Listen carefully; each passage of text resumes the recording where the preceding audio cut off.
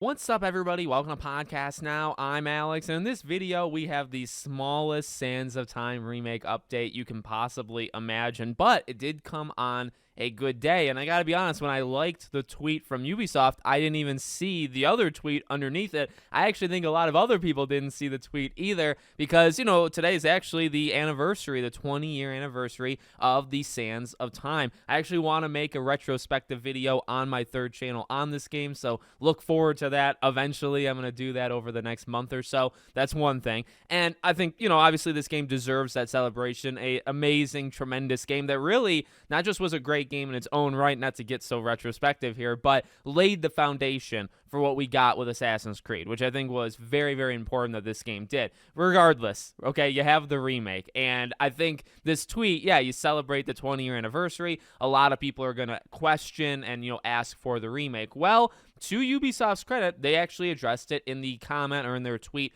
underneath it. So let's quickly read out what they said. As you know, the passionate team at Ubisoft Montreal is reimagining this legendary story, and we are glad to announce today that the project has passed an important internal milestone and development is progressing. We look forward to sharing more in the future.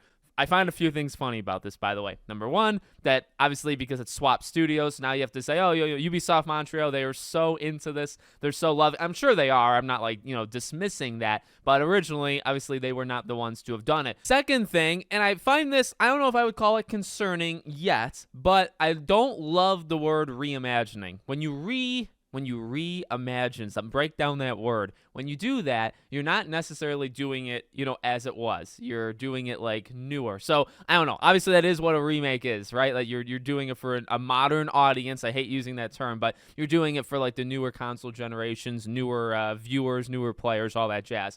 I get that, but I really hope you're going to keep the core of this game intact. And even with the Splinter Cell stuff, right? People have looked into it, and there are some concerns even there where it's are you going to change the story? Because it certainly seems like you could, depending on the job posting you're looking at and stuff like that. So I don't know. It's something you got to keep your eyes on, because for me, it's literally the first thing I look at with a remake is just freaking keep the original. Literally, that's all you have to do is just do the original. You do it again, but you kind of up everything about it. That's it. Don't go changing key plot devices or characters or whatever. So, I'm not going to read too much into it. I'll stop it there. And then, obviously the actual big news is the internal milestone. Now, that's why the title is what the title is, right? It's nothing major. It's nothing major in the sense that we didn't get a lot, right? Although, to be honest, it is actually something kind of big, because this game, as has been documented, has been struggling for a long time, and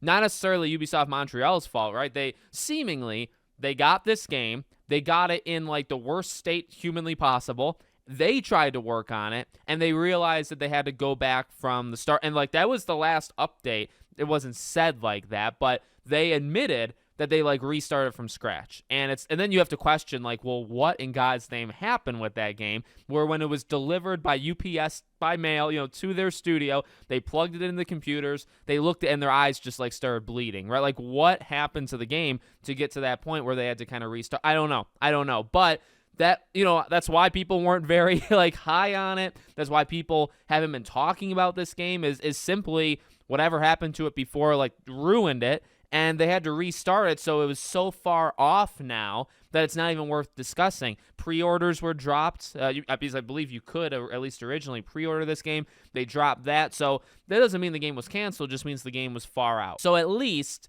again, while we don't know what internal milestone, it could have been the first one for all we know, it's still good news, because it's still moving in the right direction. And I've always had belief, and I've said this before, games like this, I've always believed will happen. I think Beyond Good and Evil 2 is going to be a game that still releases. And I know that's maybe wild. Skull and Bones, I've always believed it was going to come out, and it will. It's just taken, 8 years. That's all. But I've always done that. So I've never been concerned that this game won't come out. But obviously, the quality of it, I think we can all be concerned about. But, hopefully they're doing a good job. I don't think it's the most difficult thing in the world. I really don't. I don't even know what more to say. So good on them. Honestly, good on them for acknowledging the anniversary, which a lot of companies do, but then using that and saying, being aware.